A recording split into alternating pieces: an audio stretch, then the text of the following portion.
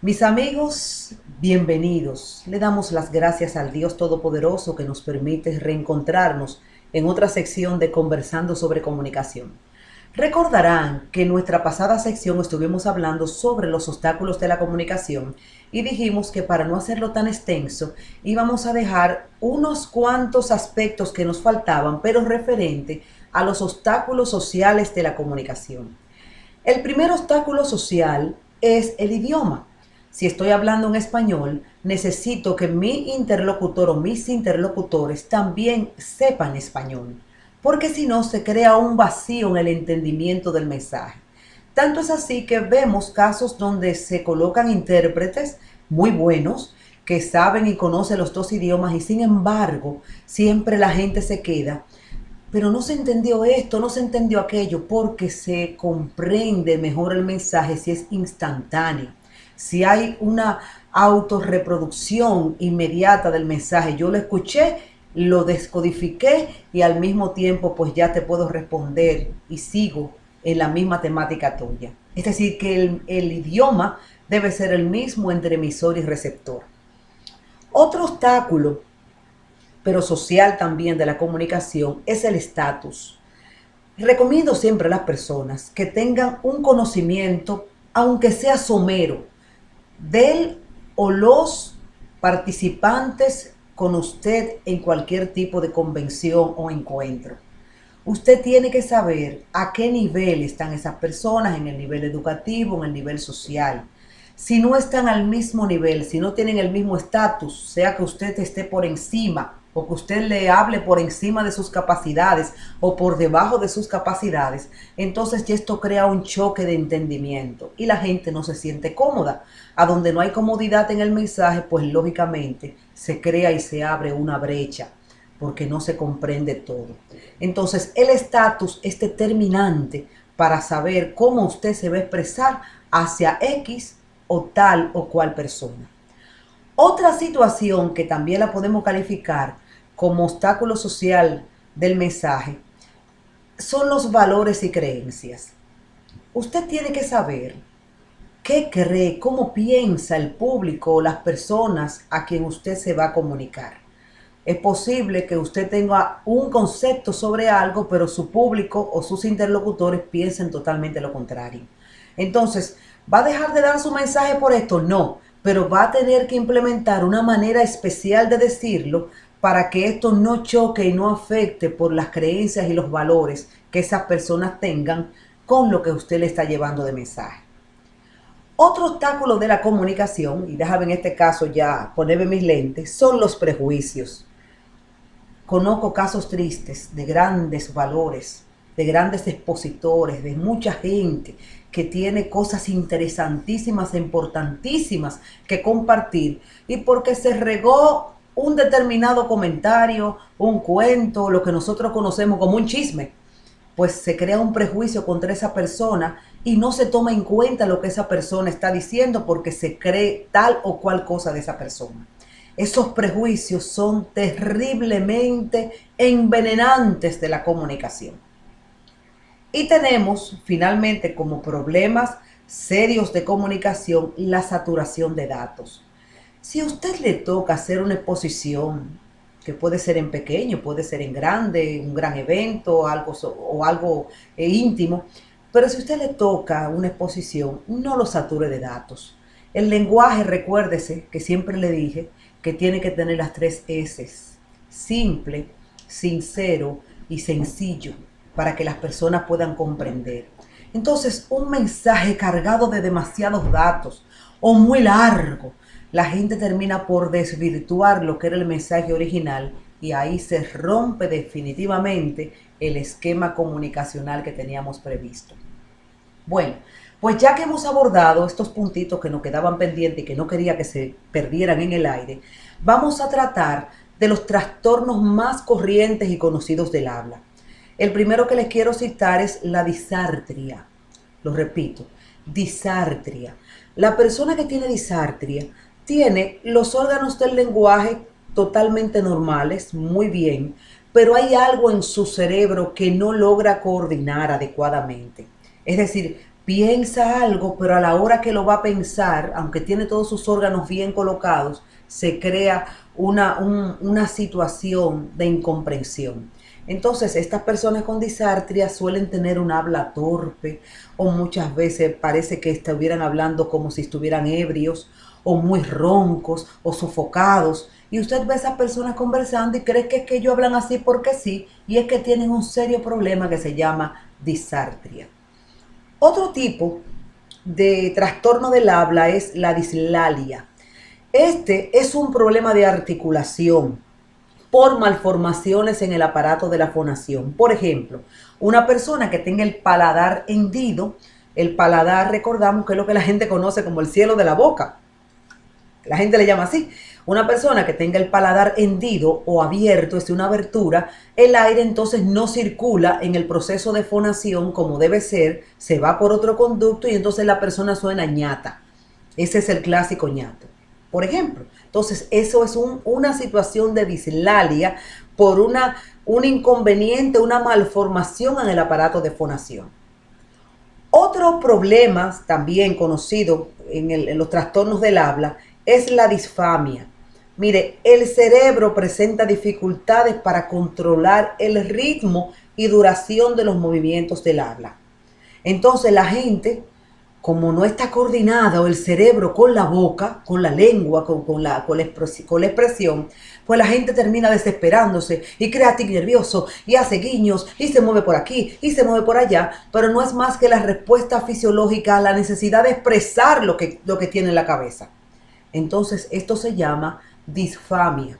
Y hay tanta gente que se burla de personas que tienen este problema, pero más triste aún que la gente lo tiene y por no ir a un terapista del habla no reconoce que está confrontando tal problema.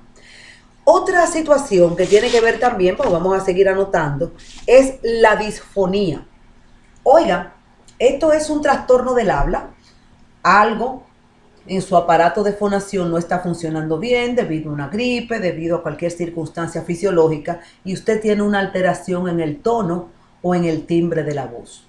Que déjame aclarar que la gente llama timbre a lo que se conoce popularmente en la calle como metal. Ay, ella tiene un metal de voz tan bonito y yo escucho, Dios mío, un metal, ¿qué será? Oro, plata, no sé. Pero eso no se llama metal, eso se llama timbre de voz. Entonces la disfonía es toda alteración en el tono o timbre de su voz que hace que no suene como debe ser. Que no es lo mismo que afonía. Afonía es totalmente sin voz. Sinfonía, sonido. Es decir, no hay sonido. Si usted dice yo estoy afónico, entonces usted no está afónico nada porque está hablando. ¿Comprendió bien cómo es el asunto? Sí. Pues tenemos otro trastorno del habla que es la afasia. La afasia es la pérdida o trastorno de la capacidad mental para emplear el lenguaje. Generalmente ocurre después de un accidente una caída, un accidente automotriz, pero también puede ser debido a algún tumor. Se perdió algo en el cerebro y esto le crea esa dificultad para usted expresarse y se llama afasia. Conocemos también otro trastorno del habla que es la taquilalia, verborrea o logorrea. Es lo mismo. Esto es una velocidad irrazonable de hablar. En nuestro sistema latinoamericano tendemos a esto. A hablar a una velocidad como los carritos chocones, estamos hablando rápido porque y ni respiramos, Dios mío. Entonces hay que tener una velocidad al hablar y taquilalia es hablar a un ritmo y una velocidad que muchas veces no permite que los demás comprendan el mensaje.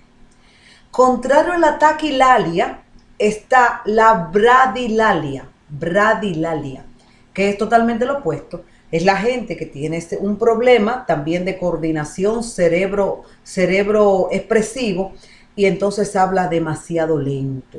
Es la gente que usted le escucha que dura 2 días para decir una oración. Eso se llama bradilalia.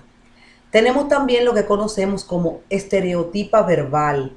Se intercala el discurso, una misma palabra o frase innecesaria. Por ejemplo, una persona que tenga estereotipa verbal está conversando y le pone una palabra que dice seguimos. y sigue hablando del tema y vuelve y le menciona la palabra seguimos y la menciona incalculables veces sin necesidad. Los demás creerán que es una persona que no domina el idioma, pero es que tiene este problema que se llama estereotipa verbal, que es una forma de repetir palabras sin necesidad, la misma palabra sin necesidad de hacerlo. Está también lo que se conoce como el trastorno del habla, como logloclonía o logoclonía, que es una repetición espasmódica de una sola palabra en medio o al final de una palabra. Por ejemplo, una persona que tenga logoclonía dice, estamos de acuerdo, erdo, erdo, erdo, y vuelve y repite, estamos de acuerdo, erdo, erdo, erdo, y repite al final o en el medio una palabra. Repite un determinado trocito de la palabra y esto no lo hace porque quiere hacerlo, sino porque tiene esta perturbación en el habla. Tenemos también lo que conocemos como ecolalia, que es la repetición de palabras o frases sin necesidad. Por ejemplo, una persona con ecolalia, usted le pregunta, ¿qué día es hoy? Y esa persona le dice, ¿qué día es hoy? Hoy es lunes. ¿Cómo se llama? ¿Cómo se llama este color? ¿Cómo se llama este color? Este color se llama violeta y así por el estilo. Eso se llama ecolalia. Está también lo que nosotros conocemos ya como el tartamudo o el gago, la gaguera. La gaguera no aparece en el diccionario de la Real Academia, pero sí el tartamudo. El tartamudo es la persona que tiene una ruptura en el ritmo del habla.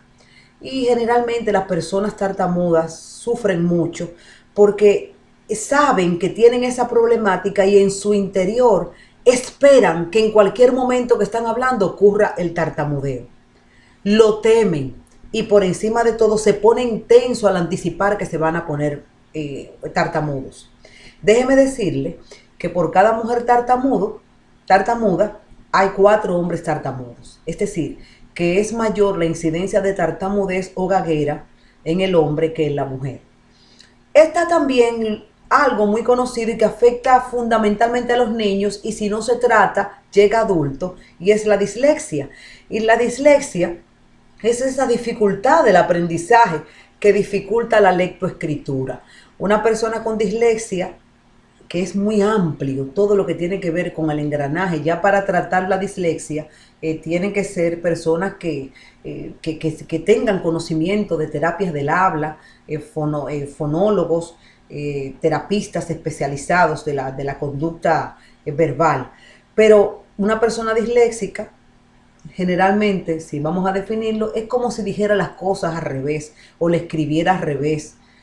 Una persona así dice, en vez de decir maíz, dice, por ejemplo, mazi, para citar un ejemplo.